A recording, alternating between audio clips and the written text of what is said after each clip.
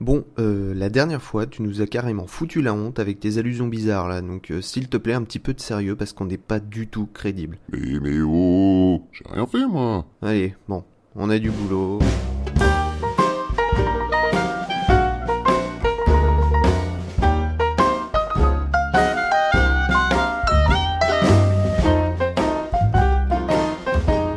Salut les symbiotes et bienvenue dans ce second épisode consacré aux zones humides. La dernière fois, on s'était un petit peu baladé dans notre barque pour découvrir un petit peu tous les secrets qui nous entouraient. Et comme vous l'avez vu, il existe une infinité de zones humides qui, bien sûr, ne fonctionnent pas pareil et ont pas forcément les mêmes rôles. Donc aujourd'hui, on va essayer de comprendre un petit peu comment tout ça s'organise. Oui, parce que bon, comprendre leur fonctionnement, c'est comprendre un peu le rôle et l'importance qu'ont ces zones. Tout à fait. Comme ça, la prochaine fois, on pourra aborder les rôles qu'ont les zones humides pour l'homme et pour l'environnement. Eh ben parfait, on a notre prochain sujet. Bon, alors commençons. Pour rappel, ou pour ceux qui n'auraient pas vu le premier épisode, une zone humide, c'est un écosystème qui est tout le temps ou en partie gorgé d'eau et qui peut être douce ou salée. Cette zone humide est caractérisée par sa végétation qui est adaptée justement au milieu humide. Eh ben c'est vachement bien résumé.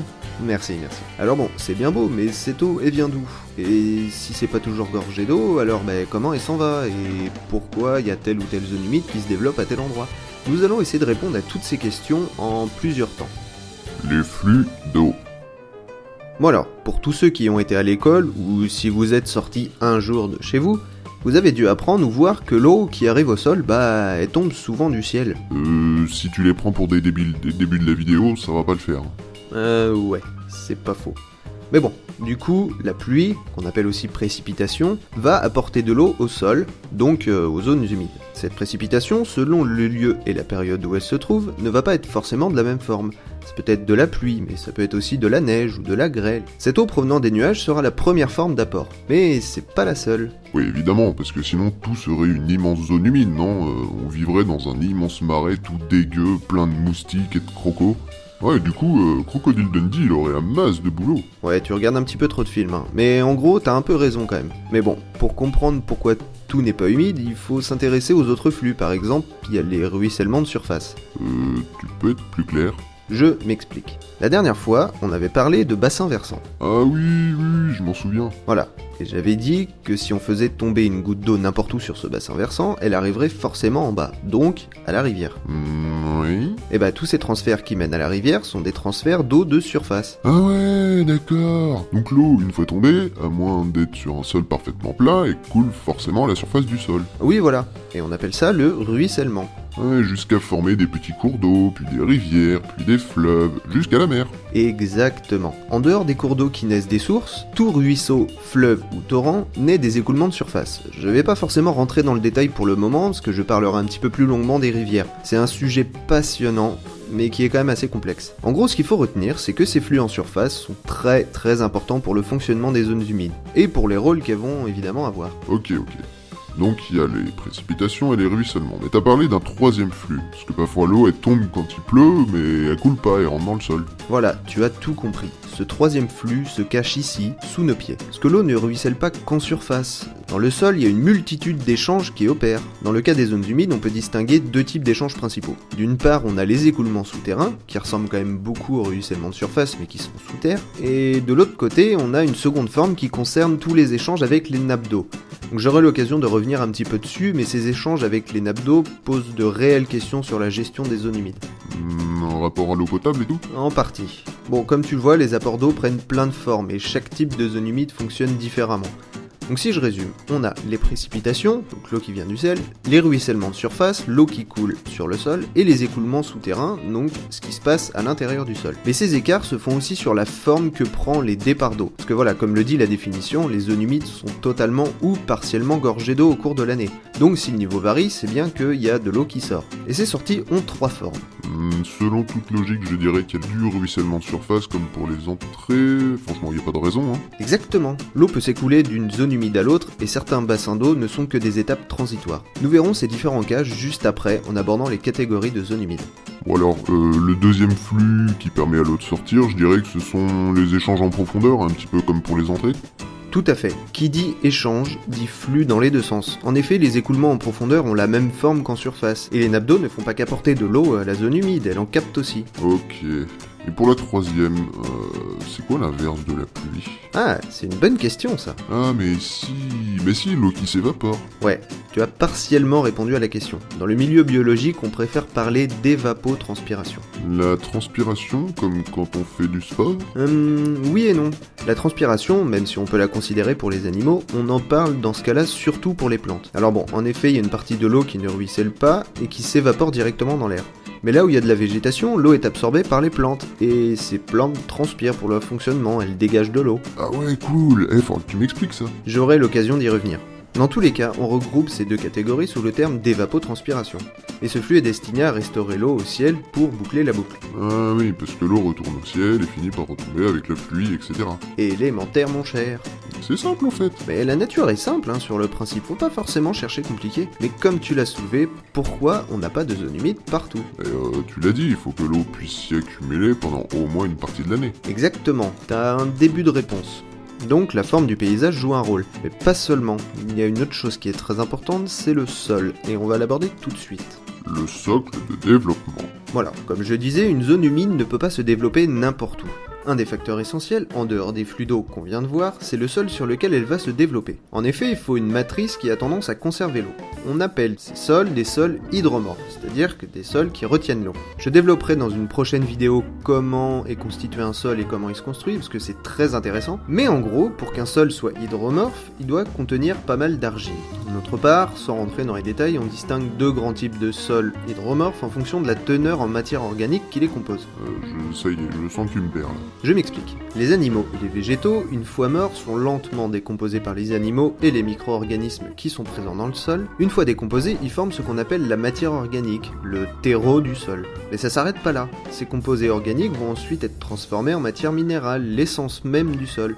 On appelle cela la minéralisation. Ces processus de minéralisation ont besoin d'air pour procéder, on appelle ça des réactions aérobies. Seulement, dans le cas des sols qui gardent l'eau, le manque d'oxygène fait que la matière organique s'accumule, elle ne peut pas se transformer en matière minérale. Ah ouais, comme les tourbières. C'est exactement ça. Du coup, on distingue d'une part les sols qui ont moins de 30% de matière organique. Donc c'est une faible part, ça veut dire qu'il y a quand même une bonne partie qui est minéralisée. Donc ça veut dire qu'il n'y a pas de l'eau tout le temps. Dans cette catégorie, on va retrouver les fluviosols, les planosols, les réductisols, etc. Donc je vais pas rentrer dans le détail de ce que sont vraiment que ces sols, j'aurai l'occasion de l'aborder, mais je pense que tu peux déjà commencer à comprendre certains termes. Et de l'autre côté, on va trouver les sols qui ont beaucoup de matière organique. On appelle cela des histosols. Et c'est dans cette catégorie qu'on retrouve les tourbières. Ah ouais, d'accord. Et ça aurait pas un rapport avec les écoulements d'eau? Non, parce que si la matière organique stagne, c'est qu'il y a tout le temps de l'eau, alors que si la part est faible... Tu as vu juste. Si la part est faible, ça veut dire qu'il y a de l'eau, mais pas tout le temps, et que la matière organique peut être en majeure partie minéralisée. Mais il y a toujours une part qui reste non transformée. Et pour le cas des histosols, ceux qui ont beaucoup de matière organique, on les trouve dans les lieux où l'eau a tendance à fortement stagner, il y en a toute l'année. Ah ouais, la vase au fond et au bord des lacs, ou dans les creux. Tout à fait. Et pour l'autre type de sol, les noms parlent un petit peu de même. Ouais, fluviosol, c'est genre le long des fleuves, et planosol, où c'est plutôt plat. Pour les autres... Pour les autres, comme je te le disais, on en parlera plus longuement dans une vidéo dédiée. Mais dans l'ensemble, tu as raison. Bon, ok, le type de sol est important, mais c'est pas l'unique raison, si, faut que l'eau puisse s'accumuler, donc il faut une cuvette ou un truc du genre. Tu as pas tort. La configuration topographique, donc c'est-à-dire comment est organisé le sol, le paysage, etc., va jouer un rôle essentiel dans le développement d'une zone humide. En fonction de cette configuration et des apports d'eau qu'il va y avoir, on va pouvoir dégager 5 grands types de zones humides. On va donc jouer à un petit jeu amusant. Amusant, hein, j'ai des doutes là. Mais si, tu vas voir. Je vais essayer de prendre des exemples concrets de lieux un petit peu connus, comme ça va être plus drôle. Bon, ok... Le but du jeu, pour chaque milieu de développement de zone humide, va être de voir un petit peu comment l'eau arrive et sort. Ça paraît simple. Mais c'est très simple, c'est que de la logique. Alors, c'est pareil, si vous voulez, chez vous, vous pouvez vous amuser à essayer de trouver un petit peu comment l'eau arrive et comment l'eau sort. En mettant en pause la vidéo, je laisserai un petit temps, je laisserai 4-5 secondes, où vous pourrez réfléchir un petit peu. Attention, les dessins que vous allez voir sont l'œuvre d'un fou furieux. Durant le tournage de cet épisode, l'art s'est suicidé. Ne tentez pas de reproduire ça chez vous. ni le bruit que j'ai fait en début de cette annonce. Bon, en premier lieu, on peut parler des milieux dits perchés. En gros, c'est des milieux qui sont au sommet d'une colline ou en montagne. On peut en voir de magnifiques dans le parc naturel des Vosges ou encore en région Rhône-Alpes. On appelle ces zones des tourbières d'ensoleillement. Donc, en toute logique, vu que c'est en hauteur, les arrivées d'eau se font par la pluie, parce que l'eau ne peut pas remonter la pente par la surface ou même en profondeur. Oui, logique. Pour les départs, il y a l'évapotranspiration et les infiltrations dans le sol. Rien d'autre? Rien. Alors pour les autres, je laisserai quelques secondes, voilà, comme je l'avais dit, pour que vous puissiez réfléchir à comment l'eau arrive et sort. Vous verrez, ça va être fun. Ouais, super marrant comme jeu. Rabat-joie. Bon alors, le deuxième type de milieu, c'est ce qu'on appelle un milieu de dépression. Genre les maisons de repos? Oh mon dieu. Les milieux de dépression, ce sont des milieux en crevasse, en contrebas.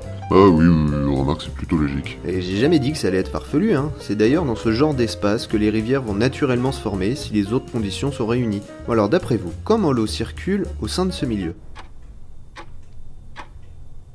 Bon alors je ne vais pas faire attendre plus longtemps. Les nominés pour le César du flux entrant sont La pluie pour son interprétation dans La goutte. et le ruissellement dans Eau qui coule n'amasse pas mousse. Oui, et la récompense va à... Mais aux deux. T'as pas compris le principe des Césars, toi, non? Les nominés pour les Césars des flux sortants sont l'évapotranspiration dans Mon Dieu fait chaud là-dedans et l'infiltration dans Jason Bourne, assaut sur les profondeurs. Arrête, tu te fais du mal. Oh allez, bon, t'as raison, un petit peu de sérieux. Bon alors, ces milieux de développement de zones humides sont beaucoup plus communs et on peut en trouver à beaucoup d'endroits, notamment en Bretagne ou dans la vallée montmorillonnaise du Poitou-Charentes. Ok, donc jusque-là, on a vu en sommet de colline et au creux de vallée, je suppose qu'il y a en pente? Exactement, on appelle cela techniquement un milieu de transit de nappe. Mais en gros, c'est un milieu où l'eau va stagner pendant un certain temps avant de repartir. C'est la différence majeure avec les deux premiers milieux. Ah ouais, donc du coup, on trouve... Alors, je dirais qu'en entrée, on a les précipitations, avec le ruissellement, et puis des infiltrations, et en sortie, comme d'habitude, l'évapotranspiration, les ruissellements, et puis aussi des écoulements souterrains. Ouais, bien résumé. Ces zones humides sont également très répandues. On peut par exemple citer les grandes prairies humides de Picardie. Ah ouais, il pleut tout le temps là-bas, comme dans les ch'tis. Non, t'as pas le droit. Le Kawaii! Bon, pour finir rapidement, il y a les milieux riverains de cours d'eau qui, comme leur nom l'indique, sont le long du cours d'eau. Merci, Captain Obvious. On l'aurait deviné, je pense. Je te trouve vachement désagréable quand même. Donc oui, le long des cours d'eau, et du coup leur niveau va être fortement influencé par le niveau de la rivière. Alors, d'après vous, comment que l'eau qu'elle coule? Bonne réponse! Non mais attends, mais tu sais même pas ce qu'ils ont répondu. Ah oui, c'est vrai. Bon en plus de ce qu'on a défini jusque-là, à savoir les précipitations, le ruissellement, les écoulements en profondeur, l'évapotranspiration, l'infiltration, on a des échanges avec la rivière directement, avec des entrées et des sorties, et globalement des échanges avec toute la nappe alluviale. Donc la nappe alluviale, je l'avais définie comme une nappe d'eau de réserve associée à la rivière. J'aurai l'occasion de revenir un petit peu plus en détail sur le fonctionnement de la rivière. Des exemples, il en existe aussi des tonnes, parce que partout où il y a de la rivière, il y a ce type de zone. Si vous avez déjà été sur Angers en automne ou en hiver, vous avez dû voir juste avant d'arriver à la ville qu'il y a de l'eau partout et que les arbres baignent un petit peu au milieu de l'eau. Ce sont ces types de zones qui justement sont totalement gorgées d'eau parce que la Loire a énormément monté et du coup se retrouvent sous le niveau de l'eau. Donc voilà, c'est un des exemples. Et la Camargue dans tout ça? Et ben justement, c'est notre dernier milieu de développement. Comme vous l'aurez deviné, les précipitations et l'évapotranspiration opèrent encore, ainsi que les ruissellements comme toujours, et on y trouve des échanges avec la mer directement, parce que c'est au bord de la mer. C'est le cas des marais saumâtres ou des prairies salées de la Camargue. Ok, on a fait le tour, non? Eh bien oui. Comme tu le vois, il existe une multitude de fonctionnements différents, ce qui rend très compliqué la gestion globale des zones humides. Chacune de ces zones humides a des particularités et des rôles très différents à jouer, mais elles sont essentielles au fonctionnement naturel des choses. La prochaine fois, nous verrons dans quelle mesure il faut les préserver et les gérer.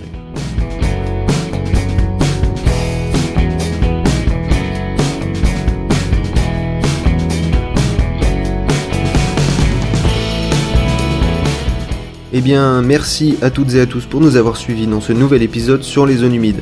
Je sais que ça a été un petit peu long et pas forcément simple à comprendre, mais maintenant vous savez tout sur les zones humides et vous pourrez vous la péter dans un repas de famille. En admettant que ta famille soit à fond là-dedans, et encore. Mais non, c'est super intéressant de savoir comment fonctionne notre environnement.